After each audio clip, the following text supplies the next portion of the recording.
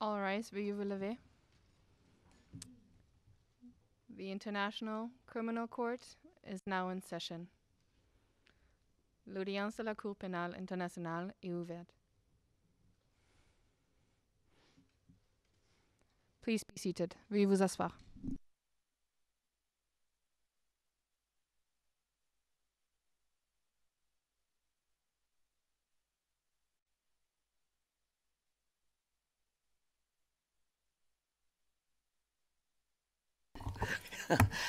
Not free. La juge présidente, j'oublie d'allumer le micro. Bonjour à tous. Madame la greffière, veuillez appeler l'affaire, s'il vous plaît. La greffière d'audience, merci Madame la présidente. Il s'agit de la situation au Darfour, Soudan, l'affaire le procureur contre Ali Mohamed Ali Abdelrahman Ali Kouchaïb. Référence de l'affaire ICC 0205 01 20. Au fin du compte-rendu, je précise que nous sommes en audience publique. La juge présidente, merci beaucoup. Je demande aux équipes de bien vouloir se présenter. Nous commençons par l'accusation. Monsieur Nichols, bonjour Madame la Présidente, Mesdames les juges, Gillian Nichols, avec Claire Savatini, Puvudu Sachitanandan et Alison Whitford. Merci. La juge présidente, merci. La défense maintenant. Bonjour Madame la Présidente, bonjour Mesdames les juges. Sur le banc de la défense ce matin, en plus de Monsieur Ali Mohamed Ali Abdelrahman, Madame Nina Guillou, assistante en charge de l'analyse de la preuve, Monsieur Ahmad Issa, gestionnaire de dossier,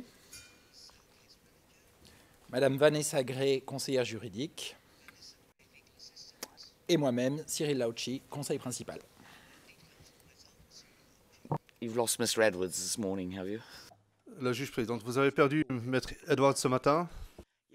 Maître Lauchi, non, nous ne l'avons pas perdu parce que nous savons où il est. Les représentants légaux des victimes, dit la présidente. Madame von Wistinghausen. Bonjour Madame la Présidente, Mesdames les juges, mes chers collègues. Les victimes sont représentées aujourd'hui par mon confrère Nasser Amin Abdallah, qui se joint à nous à distance, Monsieur Anan Shah, Idriss Ambari et moi-même, Nathalie von Wistinghausen. La juge présidente, merci Madame von Wistinghausen. Très bien, nous allons donc poursuivre les déclarations liminaires de l'accusation et je crois que c'est à vous, Monsieur Sachitanandan. Monsieur Sachitanandan, c'est exact, Madame la Présidente. Madame la Présidente, Mesdames les juges, je vais aborder le thème de la persécution aujourd'hui et je pense en avoir pour 10-15 minutes, après quoi je crains qu'il me faille quitter la salle d'audience pour préparer le prochain témoin avec tout le respect que je vous dois. Madame la Présidente, hier, j'ai achevé ma présentation sur Mouktar, mais il est utile de rappeler brièvement la nature des victimes, des populations de victimes que j'ai évoquées hier. Et ce, peu importe s'il s'agissait d'une victime qui était chef de la communauté, qui avait 75 ans, ou d'un enfant de 10 ans qui étudiait à l'école coranique. Toutes les victimes de Mouktar étaient fourres, étaient de sexe masculin et étaient accusées d'appartenir à un groupe rebelle ou de soutenir des rebelles. Les victimes qui ont été tuées sur le site d'exécution. Il en va de même pour les prisonniers qui se trouvaient au poste de police de Mouktar, qui ont été torturés. À nouveau, il s'agissait d'hommes de groupes ethniques fourres, des hommes, et accusés d'être des rebelles ou de soutenir des rebelles. Et c'est du fait de cette nature fondée sur la discrimination et le ciblage qu'il y a eu des exactions au poste de police, le fait d'avoir tué des personnes sur les sites d'exécution, l'utilisation de certaines, pour des motifs discriminatoires de ces victimes. C'est pour toutes ces raisons que M. Abdelrahman fait l'objet de charges relatives à la persécution dans le contexte de Mouktar. On lui reproche d'avoir été coupable ou de s'être rendu coupable de persécution sur les mêmes bases pour les crimes commis à Delej et à Kodom ainsi qu'à Bendizi. Si vous le permettez, je vais commencer par Kodom et Bindizi. Il s'agissait là de deux villages à forte dominante fourre, et de ce fait, ils étaient considérés comme soutenant les groupes armés rebelles, et les attaques ont été lancés contre la population civile d'appartenance Four dans ces localités, comme Madame Sims, ma collègue, l'a décrit hier. Il y a eu des meurtres en masse, des viols, la destruction de biens et de transferts forcés de personnes du groupe ethnique Four. À Moukjar et à Delej, les hommes et les garçons qui ont été maltraités, exécutés, étaient principalement Four. Ils ont été choisis par les auteurs de ces crimes du fait de leur appartenance présumée à des groupes rebelles. Il est important de garder à l'image, comme vous pouvez le voir à l'écran, que M. Abdelrahman est accusé de persécution pour des motifs ethniques et politiques à Kondom et Brindisi. S'agissant de Moukjar et Delej, M. Abdelrahman est accusé de persécution pour des motifs sexistes et politiques ainsi que ethniques. Ces motifs de discrimination qui s'enchevêtrent décrivent et illustrent la manière dont l'accusé et d'autres auteurs ont commis leurs exactions. M. Abdelrahman ainsi que d'autres auteurs des charges qui lui sont reprochées avaient bel et bien l'intention de s'en prendre à des hommes de l'ethnie Four à Moukjar et Delej. Et ces personnes étaient victimes de discrimination à Kondom également et à Brindisi parce qu'on pensait qu'ils étaient des sympathisants des groupes armés rebelles.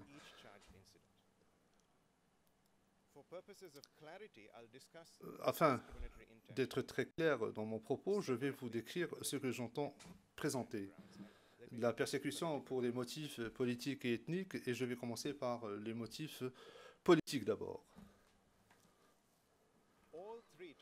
Les trois groupes ciblés, sans exception, à savoir la population principalement Four de Kondom et Brindisi, et la population de Moukjar et de Delej a été ciblée ou ont été ciblées parce qu'on pensait qu'elles avaient des liens avec des groupes armés rebelles et c'est pour cela qu'ils ont été attaqués pour des motifs politiques. Je vous donne un exemple. À Brindisi, lors de l'attaque sur Brindisi, le témoin P15 a vu des femmes se faire violer alors que les assaillants disaient, et je cite, « Nous avons pris les épouses de Tora Bora, Dieu merci ». Fin de citation. Évidemment, quand il parle de Tora Bora, il parle de façon détournée des rebelles. S'agissant de Moukjar maintenant, pendant les événements que j'ai décrits hier, en février et mars 2004, Abdelrahman a appelé un chef de communauté qu'il était en train de frapper avec une hache, Kabir al-Tora Bora, c'est-à-dire le chef des rebelles. Toujours à Moukjar, peu de temps après la torture qui est survenue dans le poste de police, alors qu'on transportait les détenus dans un convoi vers le lieu d'exécution, le témoin 193 a vu Abdelrahman dire, et je cite, « Tora Bora, c'est fini, préparez leur tombe maintenant ». Fin de citation. À nouveau, il est fait référence ici à l'appartenance à un groupe rebelle. À Delej, à nouveau, 4 hommes d'appartenance Four ont été déplacés à Delej. Ils ont été réunis et ils ont fait l'objet de maltraitance. Donc, à nouveau, on les a appelés Tora Bora, c'est-à-dire qu'ils appartenaient à un groupe rebelle. À un stade ultérieur, lorsque ces détenus ont été pris à Delej et tués ultérieurement, on les a accusés d'avoir des liens avec des groupes rebelles. Autrement dit, il y a quelque chose qui traverse tous ces événements en filigrane, à savoir le fait de cibler des personnes pour leur soutien présumé ou pour leur association avec des groupes armés. Et cette attitude discriminatoire se retrouve dans tous les actes et les charges qui sont reprochées à l'accusé. Je passe maintenant aux motifs ethniques.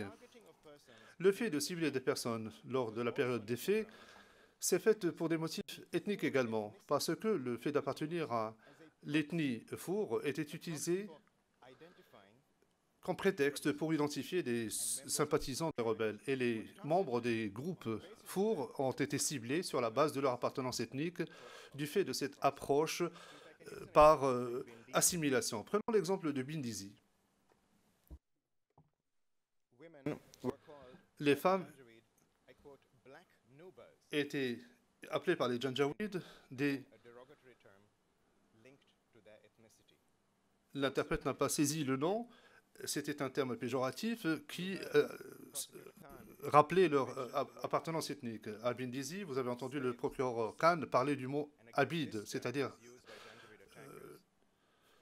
serviteur ou esclave. À nouveau, les Janjaweed ont attaqué ces populations civiles et ont utilisé des termes comme abid, Akondom et Bindizi. Je reviens à Mokjar maintenant. Lorsqu'Abdelrahman est entré pour la première fois dans les cellules du poste de police et qu'il a menacé les détenus, comme je l'ai indiqué hier, il a dit aux prisonniers que Haroun l'avait autorisé à prendre les biens des fours et d'éliminer les fours. À nouveau, c'est un fait qui démontre que le ciblage s'est fait sur des bases ethniques. Passons maintenant à Delej. Lorsque ces hommes fours ont été arrêtés à Delej, comme je l'ai indiqué précédemment, on les a qualifiés de Tora Bora, mais on les a également qualifiés d'esclaves. À nouveau, c'est un terme péjoratif qui renvoie à l'appartenance ethnique.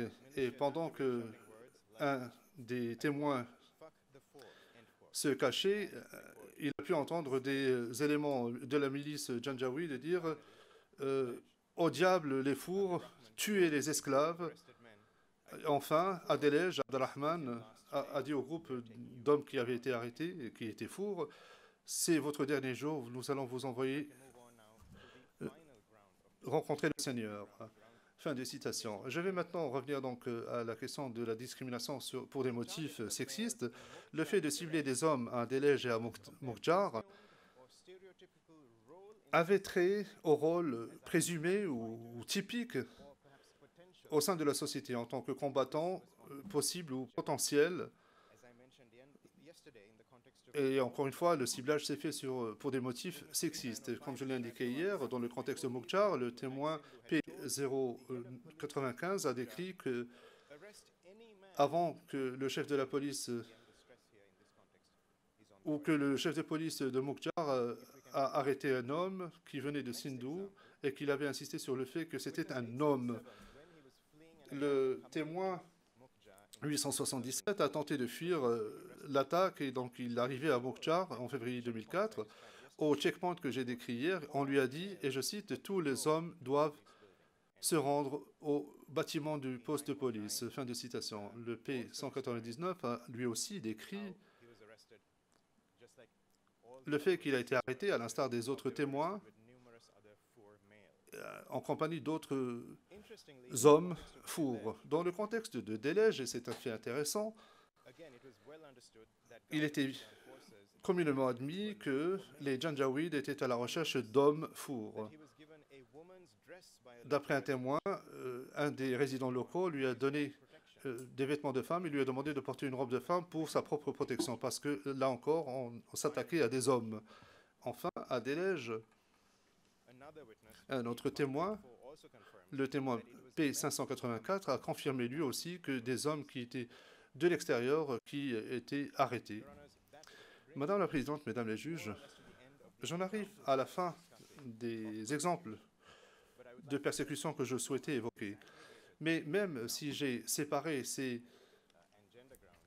exemples en catégories, c'est-à-dire discrimination pour des motifs ethniques, politiques et sexistes, nous devons néanmoins garder à l'esprit le fait que tous ces facteurs ont été pris ensemble pour participer à la commission des crimes. Ce qui m'amène à la fin de ma présentation, Madame la Présidente, Mesdames les juges. Permettez-moi simplement de vous rappeler l'ampleur et le nombre de victimes qui ont été victimes de discrimination. À Kondom Bindizi, 63 meurtres, à Mokjar, 122 meurtres et à Delej, 137 meurtres. Merci, Madame la Présidente. J'en ai terminé.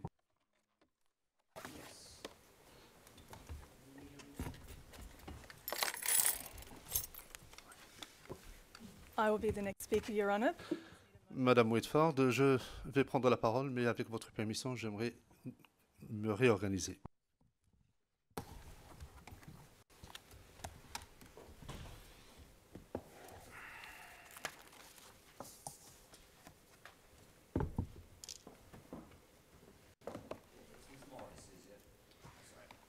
It's Miss Morris, is it?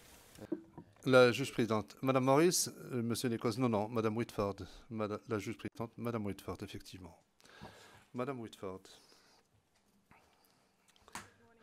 Bonjour Madame la Présidente, Mesdames les juges, je m'appelle Alison Whitford et je vais m'adresser à vous aujourd'hui et vous parler des crimes commis par l'accusé à Delège et dans les environs et qui sont visés par les chefs d'accusation 22 à 31 des charges confirmées. Pendant une période d'environ 3 jours, début mars 2004, l'accusé, de concert avec les forces gouvernementales et les milices Janjaweed, ont procédé à l'arrestation de quelques 200 hommes à Delège.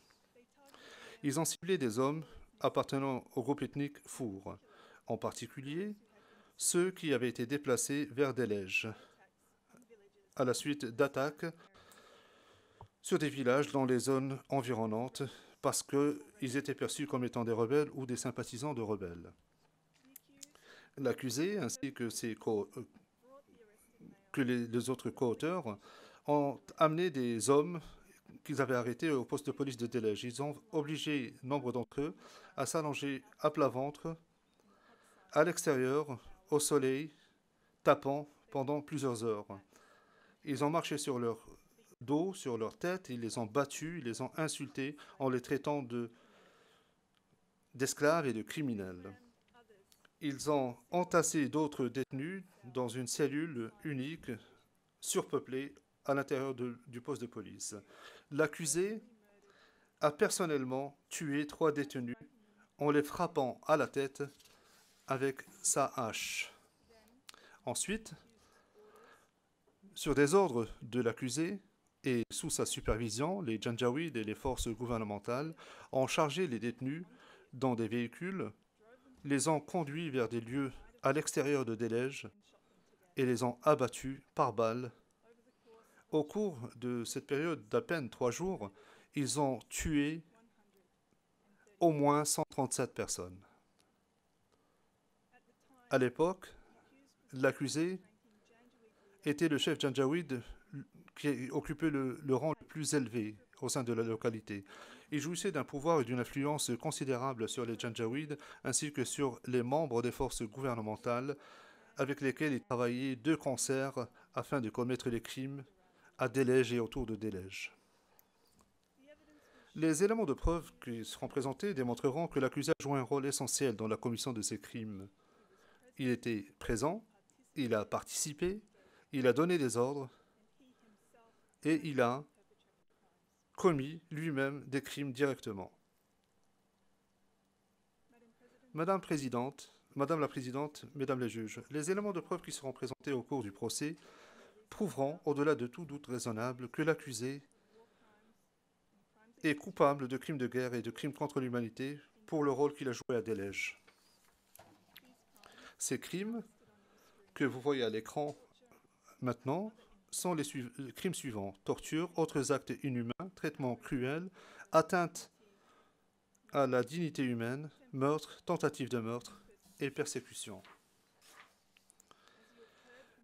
Mon collègue, M. Sachitanandan, vient de vous parler du crime de persécution qui est reproché à l'accusé tant à Mukjar qu'à Delège pour les mêmes motifs de discrimination, à savoir les motifs politiques, ethniques et sexistes. L'accusé ainsi que les co-auteurs s'en sont pris à des hommes appartenant au groupe Four à Delège parce qu'ils les percevaient comme des rebelles ou des sympathisants de rebelles, alors qu'en réalité la plupart des victimes de leurs crimes étaient des civils ne participant pas aux hostilités.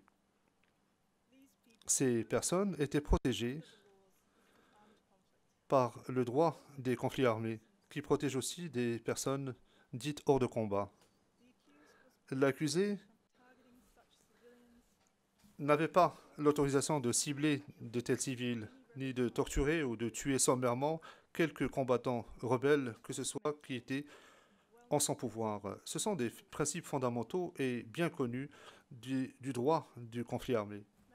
Madame la Présidente, Mesdames les juges, les éléments de preuve relatifs aux crimes commis à Delej et autour de Delej consisteront principalement en des récits de première main de victimes et d'autres témoins directs. L'accusé, les Janjaweed ainsi que les forces gouvernementales ont exécuté l'essentiel de leurs actes à Delej au vu de tous. L'accusé était une personnalité connue dans la région et de nombreux témoins l'ont vu et l'ont reconnu à Delej pendant les événements. Parmi ceux-ci, il y avait des membres des forces gouvernementales dont certains avaient connu l'accusé pendant de nombreuses années.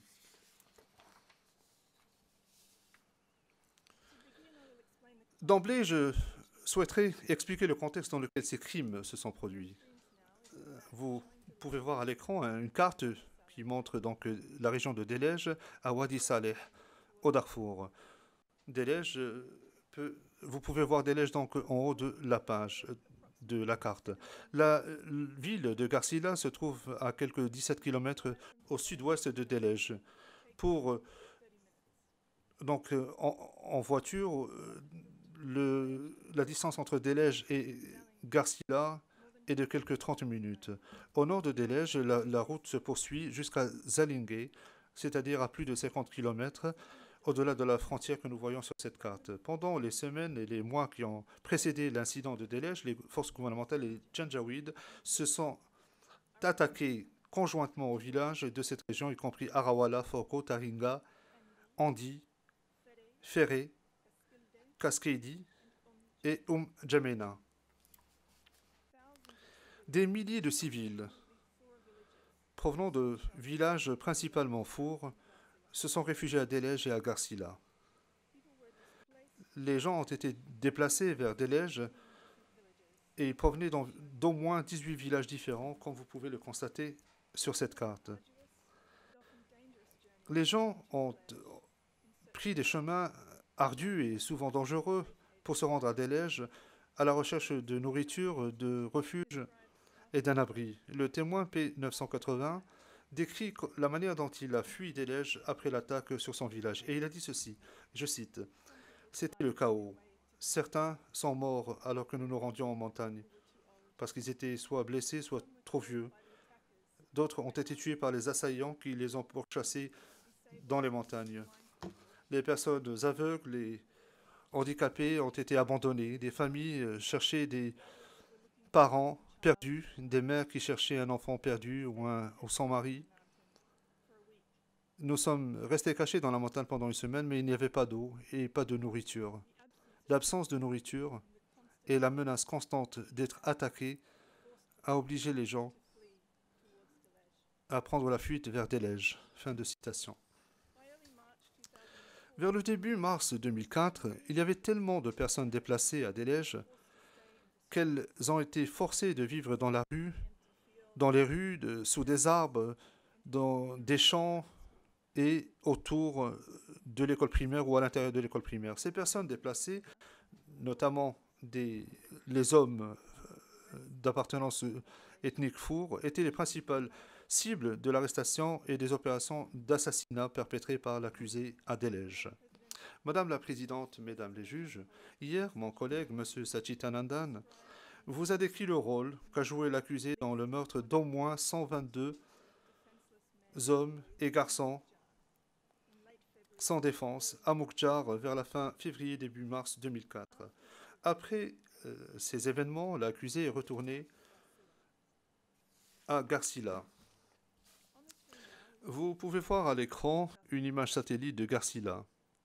À Garsila, il y avait une base des forces armées soudanaises.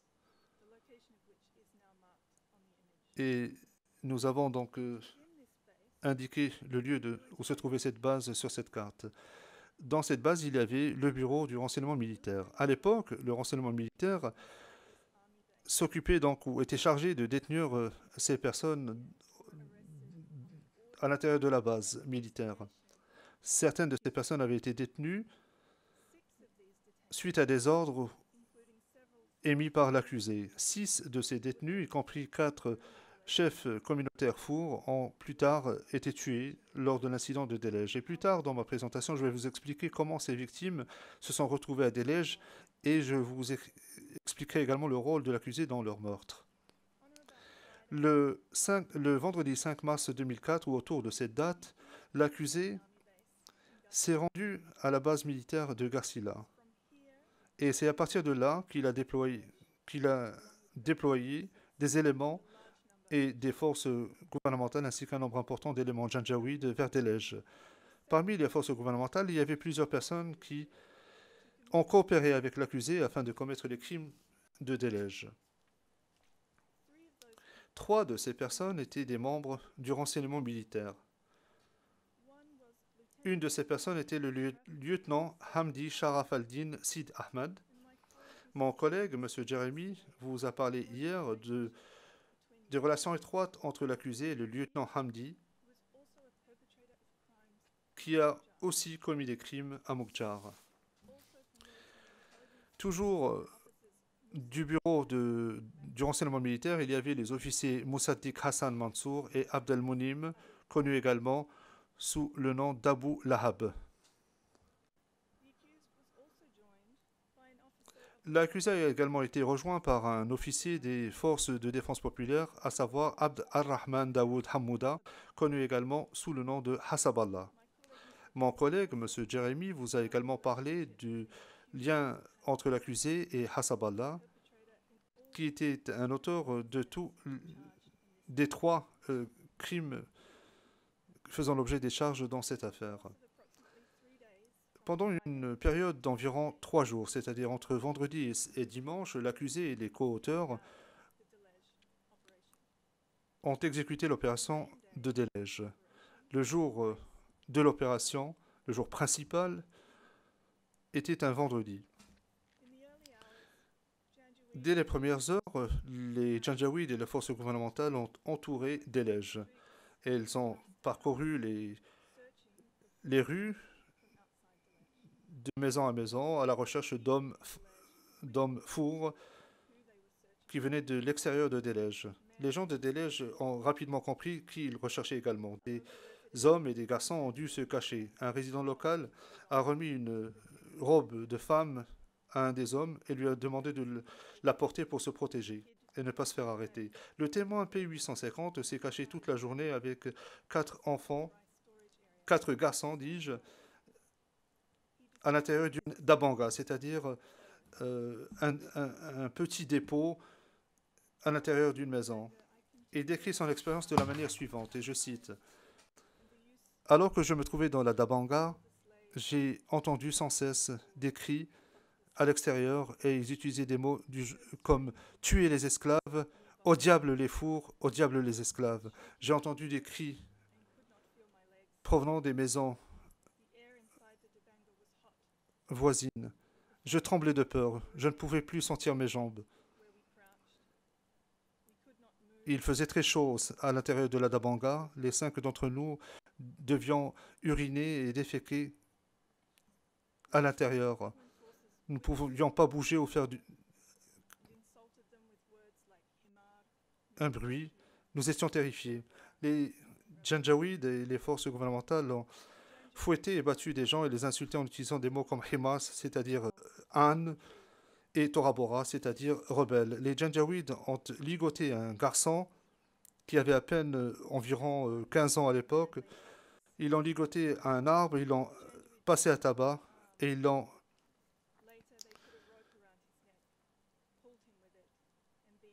lui ont percé le pied avec une baïonnette.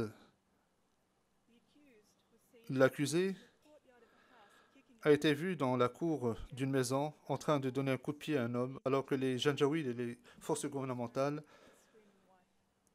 le battaient avec leurs armes à feu et qu'il détenait sa femme et ses enfants. L'accusé a également participé à une opération de recherche et d'arrestation près du marché, dans l'une des mosquées et dans un camp pour personnes déplacées. Le témoin P671 a vu l'accusé arrêter son père et son frère dans l'un de ces camps. Il décrit la scène de la manière suivante.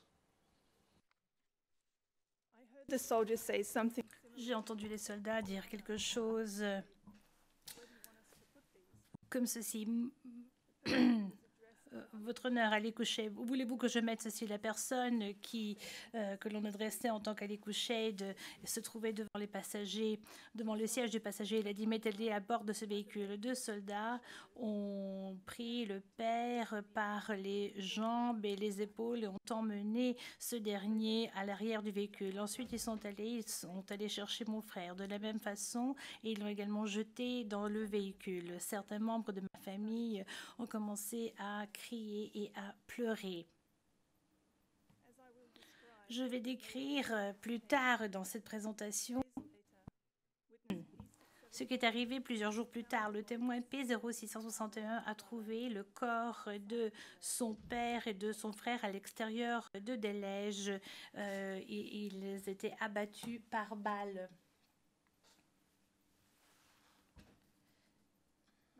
Madame la Présidente, Mesdames les juges, à l'écran maintenant, vous verrez une image satellitaire de Delège. Sur cette image satellitaire, vous verrez une zone de Delège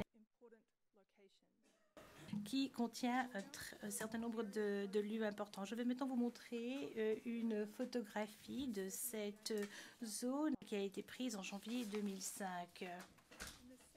Au centre de cette image, nous pouvons voir les lieux d'une école élémentaire. Un très grand nombre de personnes déplacées restaient à l'intérieur et à l'extérieur de l'école et un très grand nombre d'arrestations ont eu lieu ici. À la droite de l'image se trouve Ansar, la mosquée d'Ansar al-Sunna. Les Janjaouides et les forces gouvernementales ont encerclé la mosquée après la prière du vendredi matin. Ils ont questionné et arrêté les hommes qui essayaient de quitter le bâtiment. Tout près de la mosquée se trouvait le marché. À la gauche de l'image, vous verrez le poste de police de Delège. Entre le poste de police et la mosquée Ansar al-Sunna se trouvait un champ ouvert et les témoins disent que très souvent on y jouait au football. L'accusé, avec les Janjaouides et les forces gouvernementales, dit... L'accusé, les forces gouvernementales, les Janjaouides, ont emmené environ 100 personnes, environ 200 personnes, et ils les ont arrêtés au poste de police. Ils ont fait en sorte que ces derniers soient couchés par terre avec le visage vers le sol. Les détenus étaient directement tenus à l'extérieur où le soleil était chaud pendant plusieurs heures, sans nourriture, sans eau et sans accès aux toilettes. Certains d'entre eux avaient les mains liées derrière le dos et certains portaient des bandeaux sur les yeux. Il s'agissait d'un lieu public au centre de la ville. Le poste de police était là et les gens pouvaient voir, était sur une zone surélevée et les témoins pouvaient voir ce qui s'y passait même s'ils étaient à distance. 25 témoins de l'accusation ont vu les hommes détenus arrêtés à cet endroit-là et plusieurs témoins ont eux-mêmes été détenus à cet endroit-là. Les Janjaouides et les forces gouvernementales ont marché sur les dos et les têtes des détenus. Ils leur ont donné des coups de pied, ils les ont battus et ils les ont battus avec des crosses de fusil, des fouets et des bâtons. L'un des soldats a poignardé un détenu dans l'œil avec la baïonnette alors qu'il était par terre. Le témoin P0994 a observé que les Janjaouides n'avaient aucune pitié et si un détenu relevait la tête ou essayait de regarder autour, il les battait. Les détenus étaient battus avec un coup de poing, avec des fouets, avec des bâtons et on leur assénait des coups de pied. Un très grand nombre de témoins ont également vu l'accusé sur ce lieu. Ils l'ont vu debout, marcher sur le dos des détenus. Il les a frappés avec sa hache et il les abusait verbalement en les appelant esclaves et criminels. Le témoin P0924 a entendu l'accusé dire « Les fours, c'est votre dernière journée, nous allons vous ramener à Dieu ». Certaines personnes étaient détenues à l'intérieur du poste de police. L'un des témoins a décrit les conditions dans lesquelles il se trouvait à l'intérieur de la cellule. Il dit, je cite, « La cellule de la prison était tellement bondée que certaines personnes étaient allongées les unes sur les autres. Les visages des prisonniers étaient si proches les uns des autres que les visages se touchaient. Il était difficile de respirer. La plupart d'eux étaient assis, accroupis. Les conditions étaient terribles dans la cellule. Il faisait très chaud et les gens devaient se soulager là où ils se trouvaient, là où ils étaient accroupis. Nous étions traités comme des animaux. L'abus des hommes arrêtés n'a pas seulement causé une peine et une souffrance mentale et physique grave, mais cela a également humilié, dégradé et violé leur dignité en tant qu'être humain. L'accusé a questionné les détenus et c'est lui qui décidait si oui ou non ils seraient libérés.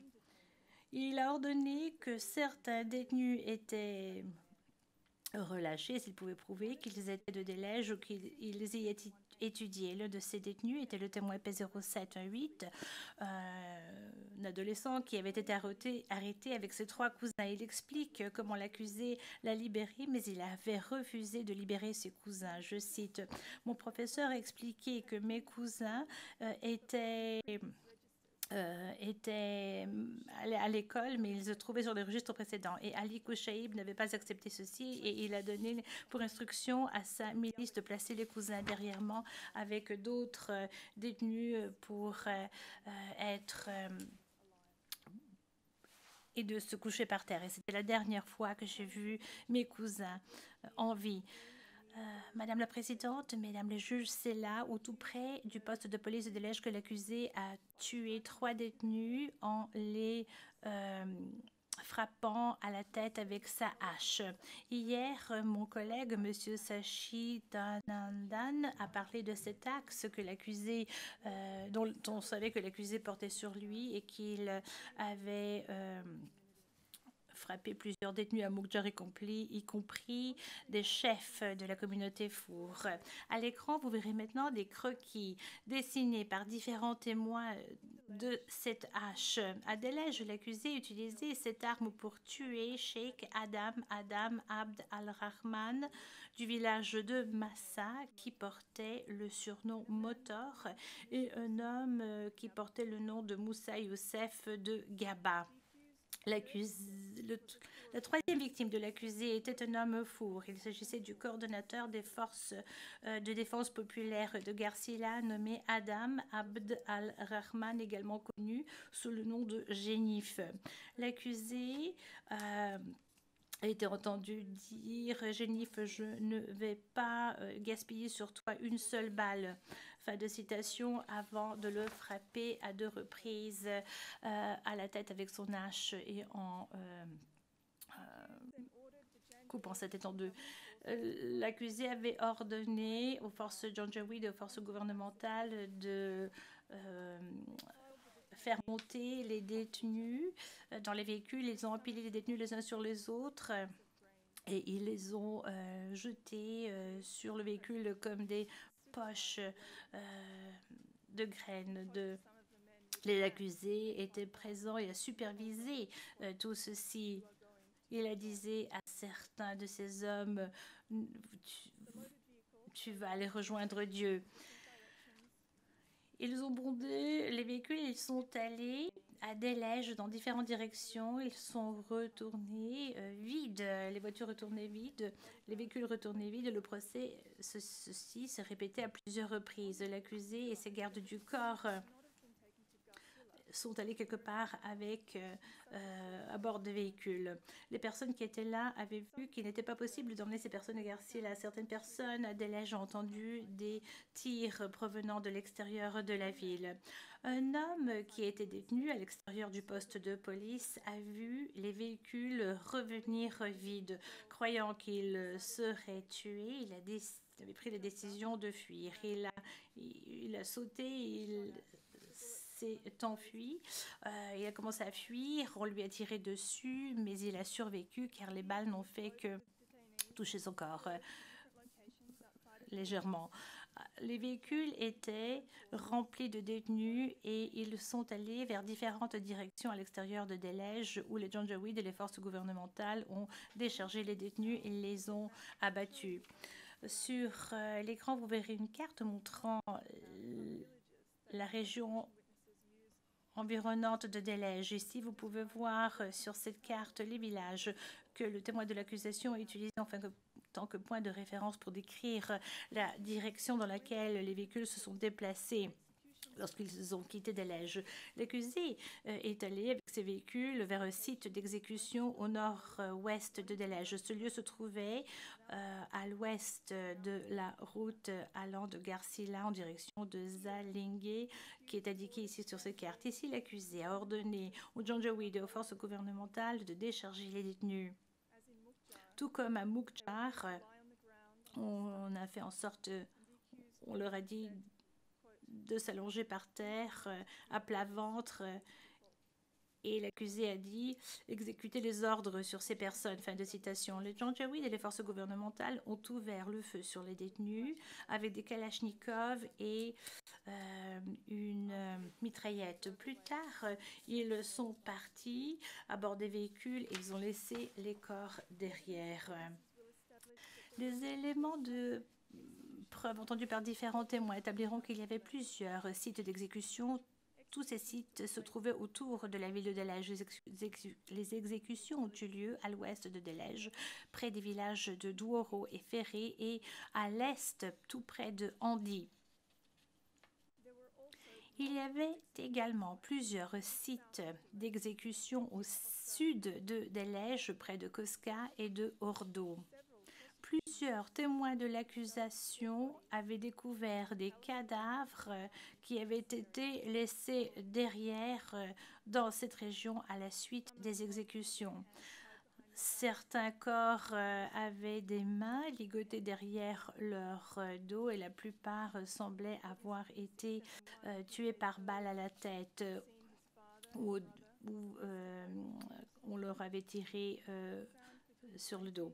Le témoin P061 qui, quelques jours avant, était allé avec son père et son frère qui avaient été arrêtés par l'accusé à Delej, a trouvé environ 20 à 40 cadavres. Il dit, je suis allé à cet endroit, j'ai pu trouver mon père et mon frère, leur visage était enflé et j'étais sûre que c'était eux. J'ai commencé à creuser afin de pouvoir enterrer les corps tout près de la zone où ils étaient trouvés. J'ai enterré mon père et mon frère moi-même dans des tombes séparées, dans une tombe séparée.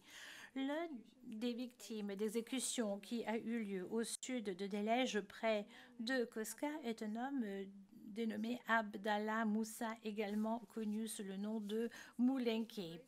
Malgré le fait d'avoir été gravement blessé, il avait réussi à retourner à Delej le soir même. Le témoin P06725 l'a vu à cet endroit et il avait déclaré, je cite, « Abdallah Moussa se trouvait dans un état terrible. Cela nous a choqués. Il avait ce qui semblait être une blessure par balle à la tempe et un trou dans son œil. Je crois que c'était l'œil droit qui manquait et il saignait énormément. 3 doigts de sa main droite manquaient et il saignait énormément.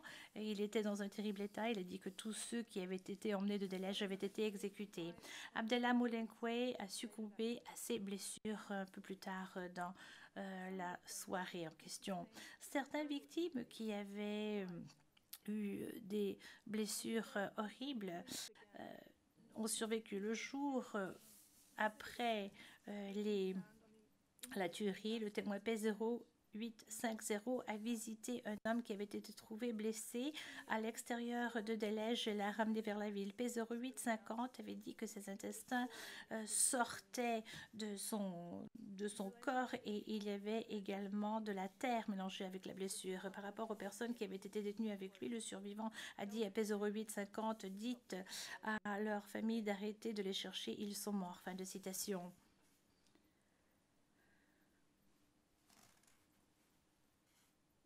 Madame la Présidente, Mesdames les juges, un peu plus tôt, j'ai parlé de 6 victimes qui avaient été initialement détenues au bureau du renseignement militaire de Garcilla. Ces personnes se trouvaient parmi les victimes connues. Pour ce qui est des exécutions de Delège, 5 ou 6 hommes ont été tués faisant partie d'un groupe à l'extérieur de Delège le ou autour du 7 mars 2004. Parmi ces personnes, il y avait également des chefs de la communauté Feur et ces récits démontrent que les dirigeants, les chefs communautaires Four étaient ciblés tels Oumda et Sheikh. Le vendredi matin, avant le déploiement à Delège, l'accusé s'est rendu au bureau du renseignement militaire dans la base militaire de Garcilla. Il a essayé de s'emparer de 3 hommes. Leurs noms sont Oumda Adam Adam Degui Ahmed Abdul Shafa de Forgo, connu sous le nom de Kindiri, Oumda Jiko Kamis Abdelgarim de Gaba et Adam Abd al-Rahman, connu en tant que Génif, le coordonnateur des forces populaires à Garcilla. L'accusé a pris 3 autres détenus. Il avait dit qu'il allait les emmener au bureau du renseignement militaire à Zalingue, mais au lieu de cela, il les a emmenés à Delège. Leur nom était Oumda Mohamed Suleiman Abdul Shafa de Tanako, aussi connu sous le nom de Dirbo, Sheikh Ismail Abdulaziz de Garcilla, également connu sous le nom de Dikobi, et Hassan Adamoussa, un homme d'ethnicité Four de Garcilla. À Delège, l'accusé a ordonné à ces hommes de chercher et d'arrêter les 3 détenus qui avaient été précédemment libérés. Les 3 ont été arrêtés à Delège ce même jour. L'accusé a personnellement participé aux arrestations de 2 de ces hommes, Oumda Adam Kindiri et Génif. Comme je l'ai déjà décrit, l'accusé a ensuite personnellement tué Génif avec son hache. Les autres 5 hommes étaient détenus à l'intérieur du poste de police de Delège. 2 jours plus tard, le 7 mars, autour de cette date, 2004, l'accusé est retourné au poste de police de Delège. Lui et ses hommes ont fait sortir les 5 détenus. Ces hommes étaient vus pour la dernière fois par plusieurs témoins à bord d'un convoi de véhicules avec l'accusé ce jour-là. Les éléments de preuve présentés au procès démontreront que ces détenus ne se sont jamais rendus au bureau du renseignement militaire de Zelengue. Au contraire, la nouvelle s'est répandue rapidement à Delège qu'ils avaient été tués et que leurs corps avaient été trouvés dans la zone de ferré à l'extérieur de Delège. Au total, au moins 12 chefs communautaires Four ont été tués au cours de l'incident de Delège. Comme vous l'avez entendu, le fait de cibler les chefs communautaires était également ce qui s'était passé à Moukjar, ressemblait à ce qui s'était passé les semaines précédentes à Moukjar, où l'accusé était responsable des meurtres de 3 Oumda et 4 cheikhs de communauté Four. Vous vous rappellerez que l'accusé était le chef janjaouide le plus haut gradé dans la région à l'époque des événements de Delège. Pendant l'opération de Delège, l'accusé a donné pour ordre aux membres des janjaouides et des forces gouvernementales et l'on a exécuté ces ordres. L'autorité des accusés sur les janjaouides en particulier est bien décrite par le témoin P0994 qui a déclaré, je cite, « Je crois qu'Ali Kouchaïb commandait les janjaouides de ce jour-là parce qu'il était le commandant principal. Il était le seul et unique commandant. Il supervisait les janjaouides et il suivait ce qu'ils faisaient. » Il était tout à fait clair à mes yeux qu'Ali Kouchaïb était celui qui donnait des instructions. Les instructions dont je parle sont toutes les actions différentes que les Janjaweed ont menées à bien ce jour-là, à emmener les détenus, les contraignant de s'allonger par terre. Ils les ont passés à tabac et ils les ont également les ont fait monter sur les voitures, sur les camions. Les éléments de preuve présentés pendant le procès montreront que l'accusé a contribué au crime commis à Delhaize de manière différente. L'accusé a ordonné à participer aux arrestations et il a questionné les détenus et c'est lui qui décidait si les personnes pouvaient être relâchées. L'accusé a personnellement tué 3 détenus et a torturé, humilié et dégradé d'autres personnes. L'accusé a ordonné et a supervisé le fait de faire monter les détenus à bord des véhicules qui les ont transportés plus tard au site d'exécution autour de Delhaize. L'accusé était présent sur l'un de ces sites d'exécution et avait directement ordonné aux Janjaweed et aux forces gouvernementales de tirer sur un groupe de détenus et de les tuer. Il ne peut... il va sans dire que le comportement de l'accusé, tel qu'il sera établi par les éléments de preuve présentés dans le cadre du procès, sera essentiel pour prouver la commission des crimes à Delhaize. Madame la Présidente, Mesdames les juges, au moins 137 personnes ont été tuées au cours de l'incident de Delhaize. Plus de 12 ont survécu ces tentatives de meurtre. Mais il y avait 200 personnes qui étaient détenues, torturées et humiliées en 3 jours. La communauté Four a perdu au moins 12 de ses chefs, y compris 4 Oumda et 7 Sheikhs.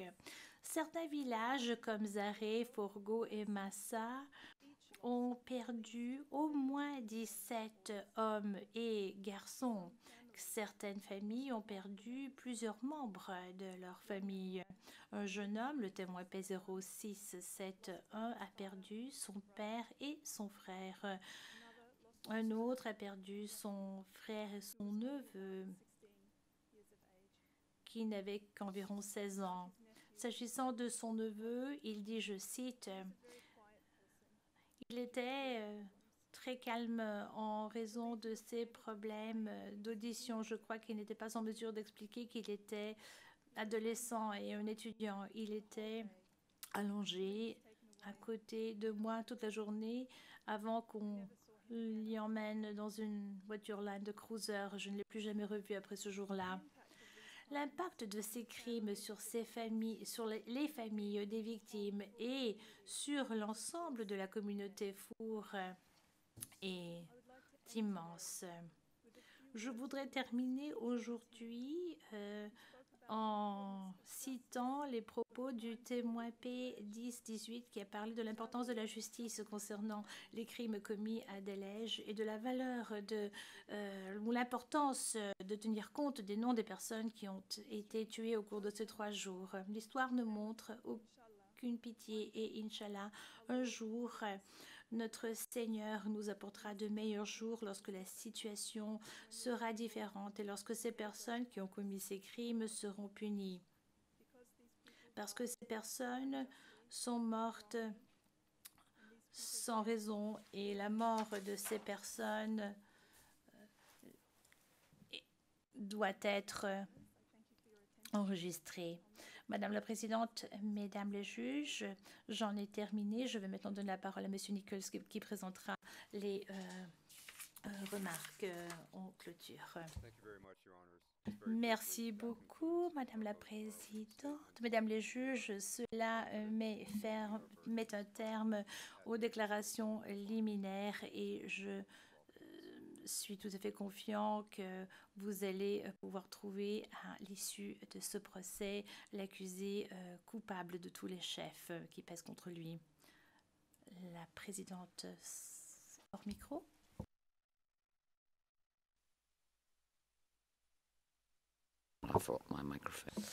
La présidente, excusez-moi, j'ai oublié de allumer mon micro encore une fois.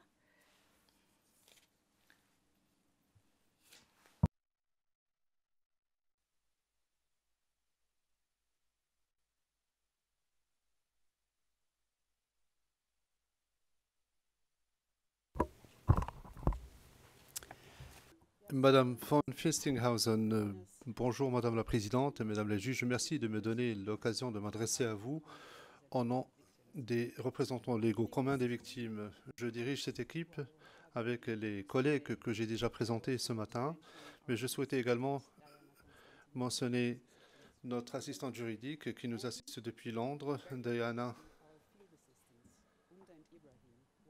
et notre assistant sur le terrain qui est au cœur même de notre rôle, et sans la collaboration de ces assistants, notre travail ne serait pas possible.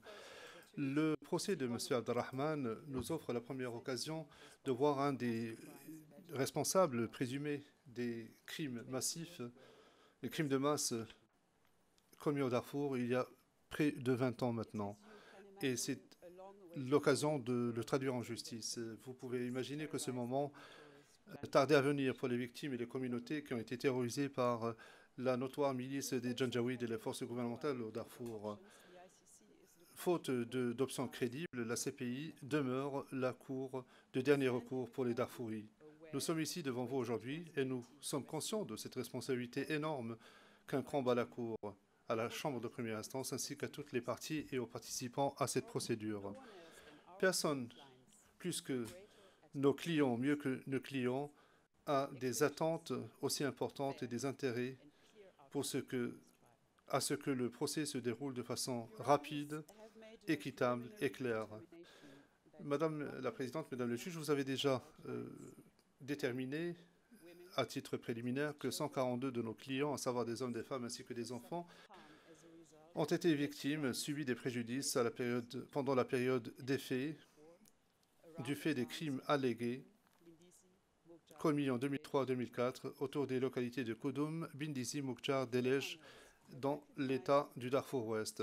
Si vous avez reconnu les victimes, vous leur avez reconnu cette qualité même à titre préliminaire, cela nous sert déjà de reconnaissance du préjudice subi par les personnes du fait des crimes qui sont reprochés à l'accusé, à savoir un préjudice physique du fait de la torture et de la violence sexuelle, par exemple, psychologique, du fait de l'impact psychologique des crimes sur la victime ou du fait d'avoir été témoin de crimes commis contre un parent ou un membre de la communauté, et un préjudice matériel du fait de la destruction de biens, de la perte ou du vol de biens et de propriétés, puisque les victimes ont dû fuir leur domicile. Les 142 personnes qui ont jusqu'à présent été admises à participer en tant que victimes à la procédure ne représentent pas toutes les victimes qui ont subi des préjudices graves de la commission des crimes au Darfour au cours des 2 dernières décennies, ou même pendant les attaques sur les villages de Koudoum, Bindisi, Moukchar et Delej, qui nous intéressent dans l'affaire de l'espèce. Le nombre total des Darfouris qui ont subi les conséquences des crimes qui relèvent de la compétence de la Cour se chiffre en millions probablement.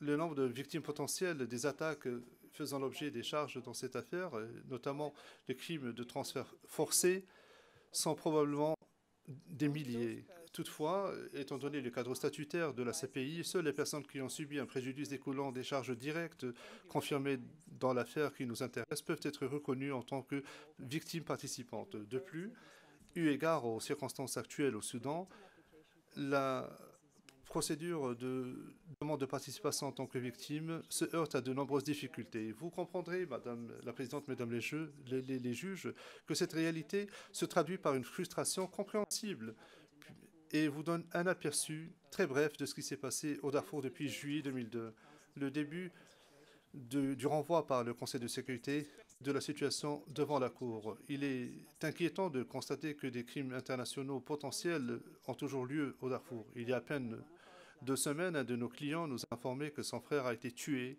dans une région du Darfour visée par la procédure actuelle par des membres allégués des milices que les Darfouris continuent d'appeler les Janjaweed. C'est la réalité du Darfour aujourd'hui.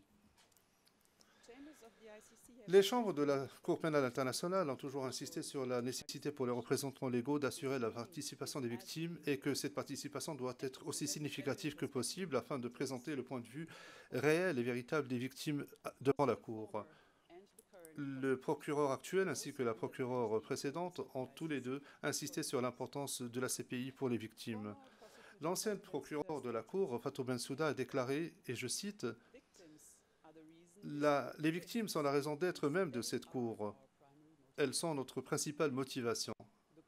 Et la Cour ne participe pas à des concours de popularité. C'est une lueur d'espoir pour les victimes des crimes atroces qui n'auraient pas de recours autrement à la justice. Dans cette même veine, le procureur actuel, Karim Khan, a exprimé dans son questionnaire pour devenir candidat au poste de procureur de la CPI en 2020, et je cite, « La participation des victimes est un pilier du système du statut de Rome. Et j'ai l'intention de veiller à ce que la participation des victimes soit aussi efficace que possible dans les limites de mes propres responsabilités de procureur. À l'évidence, les groupes de victimes ont le droit d'avoir une voix efficace et de participer de façon significative à la procédure. » Fin de citation. Le droit et la capacité des victimes de participer indépendamment à la procédure devant la CPI était une des innovations les plus importantes du statut de Rome. Et nous, représentants légaux des victimes que nous sommes ici pour faire en sorte que dans ce procès, ce but et cette vision ambitieuse des auteurs du statut de Rome deviennent une réalité, qu'il ne s'agisse pas simplement de sentiments de vœux pieux. Nous devons faire en sorte que les droits et les intérêts de nos clients soient pris en compte et respectés en tout temps. Devant votre chambre, cette chambre de première instance, les victimes ne sont pas simplement des témoins potentiels ou des observateurs passifs de la procédure. En effet, les victimes ont un statut officiel et des droits en tant que participants. Ils ont l'intention de les exercer tout au long du procès. Toutefois, le rôle des victimes participantes ainsi que des représentants légaux des victimes n'est pas celle d'être un procureur bis. Et en effet, nous allons veiller à ne jamais dépasser ou brouiller les lignes de démarcation parce que nous voulons contribuer à l'équité de la procédure.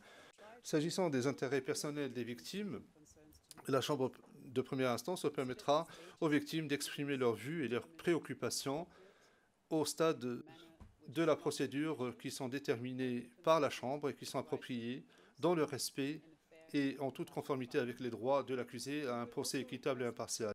Nous demanderons également l'autorisation de la Chambre avant de poser des questions à des témoins appelés par l'accusation et la défense chaque fois qu'il y va de l'intérêt personnel des victimes, notamment les préjudices qu'ils ont subis, les pertes qu'ils ont essuyées, dont les témoins pourront parler. Aujourd'hui, ainsi que dans les semaines et mois à venir, c'est l'accusation qui commencera à présenter ses moyens. Au nom de nos clients, nous aurons le droit de présenter nos moyens en faisant une déclaration après l'achèvement de la présentation des moyens à charge et avant le début de la présentation des moyens de la défense.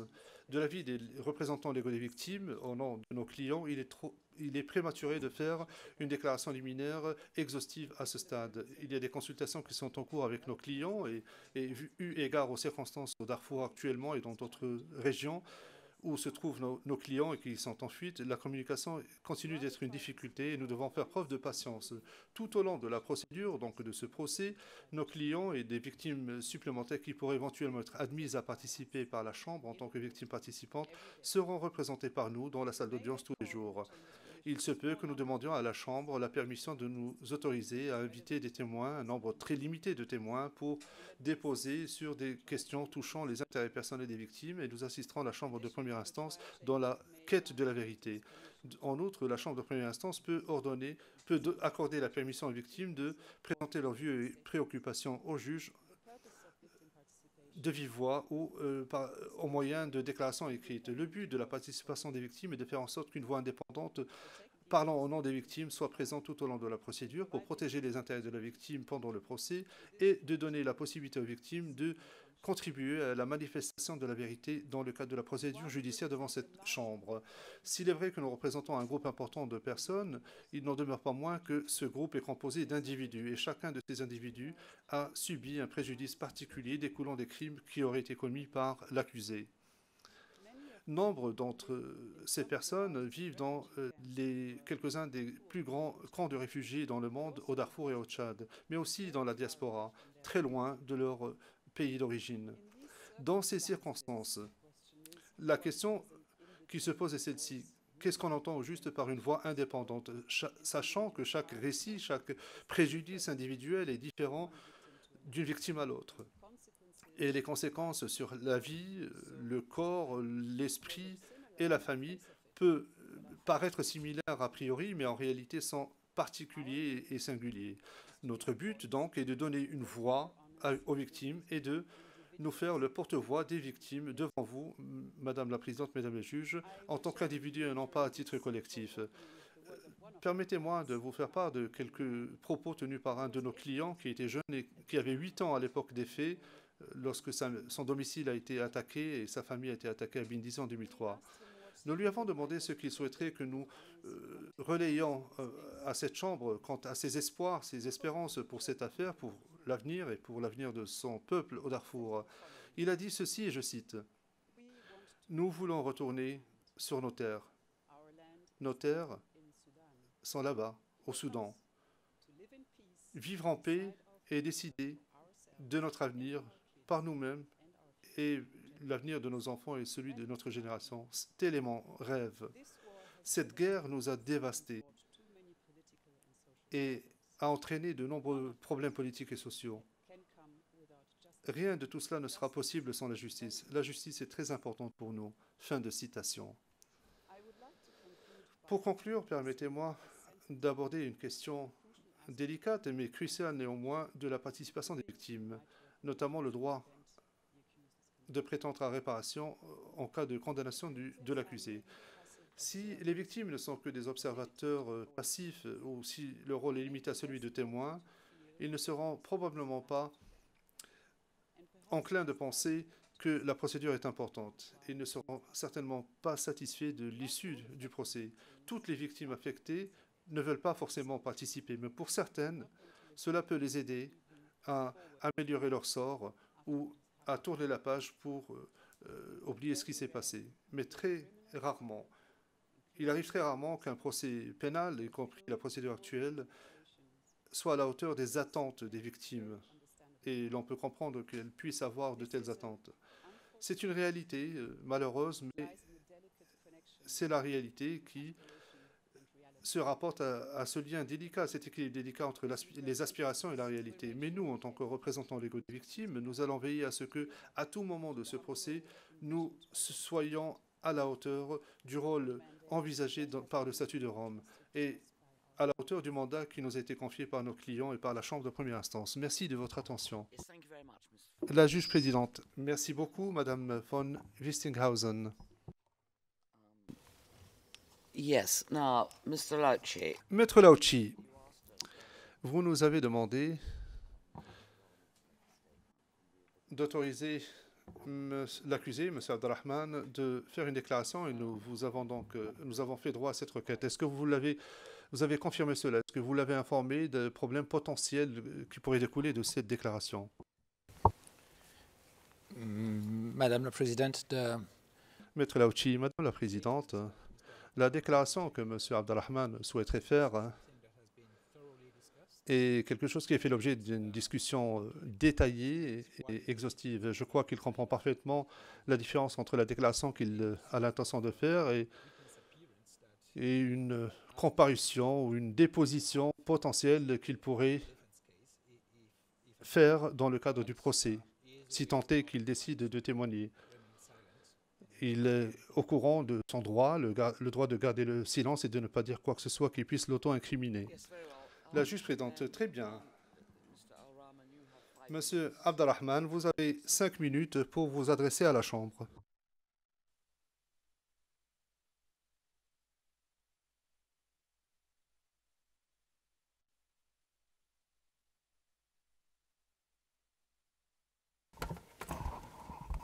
Bismillah wal L'accusé, au nom d'Allah et prière et paix sur le messager d'Allah. D'emblée, je voudrais vous remercier, Madame la Présidente et Mesdames les juges, de m'autoriser à me lever devant vous, moi, l'homme faible que je suis, pour m'adresser à vous, en mon nom, Ali Mohamed Abdelrahman. Je suis un des petit-fils du calife Abdallah Al-Taïchi.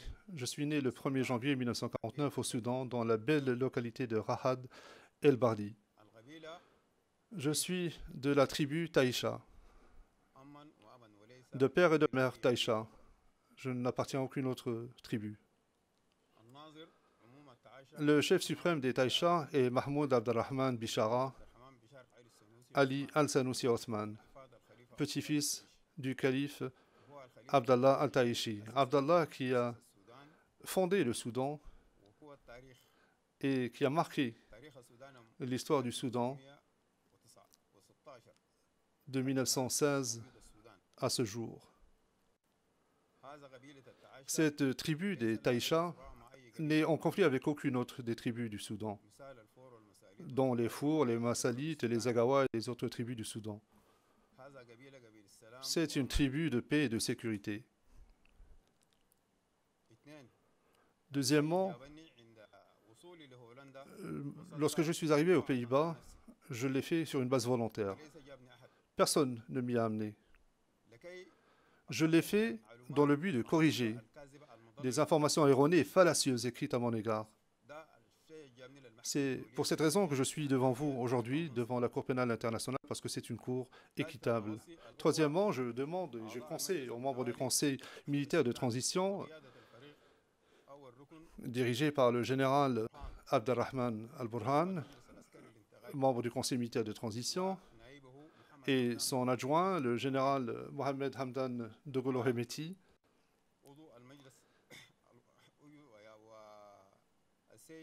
et ainsi que le général Shamseddin Kabashi,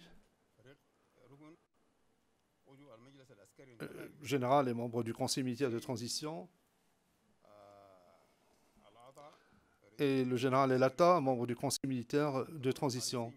Je leur demande à tous d'être au service du peuple soudanais et d'œuvrer pour la sécurité du peuple soudanais, pour lui assurer la sûreté et organiser des élections libres et régulières en 2023. Que Dieu vous vienne en aide au service de votre pays pour les intérêts du Soudan.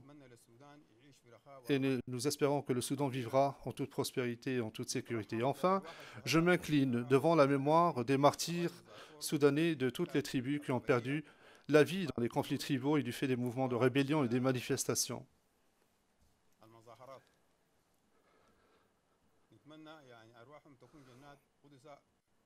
Nous prions pour leurs âmes et implorons notre Seigneur d'accepter leur âme au paradis du Firdaus. Enfin, je remercie la juge présidente ainsi que mesdames les juges de m'avoir donné la possibilité de m'adresser à vous devant cette cour. Merci infiniment. Yes, thank you, Mr. Al-Rahman. La juge présidente, merci, Monsieur Abdelrahman. Très bien. Monsieur Nichols, votre premier témoin, c'est Monsieur Dowal. Monsieur Nichols, en fait, c'est Monsieur Jeremy qui va interroger le témoin, mais je crains qu'il ne soit nécessaire de faire la pause maintenant. Nous ne sommes pas tout à fait prêts à commencer notre interrogatoire principal. Nous avons mal calculé. La juge présidente, j'essaie de réfléchir. Est-ce que vous voulez dire que vous pensez à la période précédente, 11 heures? Monsieur Nichols, en fait, je ne sais pas. C'est une bonne question, mais je ne sais pas. Je ne suis pas en mesure de vous répondre. Il se peut que nous ayons besoin... En fait, il faudrait que l'unité des victimes et des témoins nous en informe. Le témoin est avec l'unité des victimes et des témoins. Je vous prie de m'excuser. Je vais essayer d'obtenir des informations. Moi aussi, je vais vérifier de mon côté, dit la juge présidente.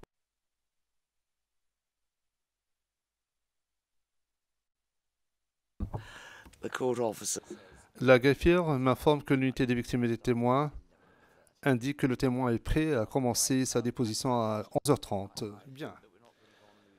J'espère que nous ne perdrons pas de temps, mais je comprends qu'au début du procès, les choses soient un petit peu difficiles. Monsieur Nichols, oui, je comprends parfaitement et nous essaierons d'assurer une meilleure coordination à l'avenir. La juge présidente, très bien, nous allons faire la pause et nous allons reprendre à 11h30. Merci. Levé.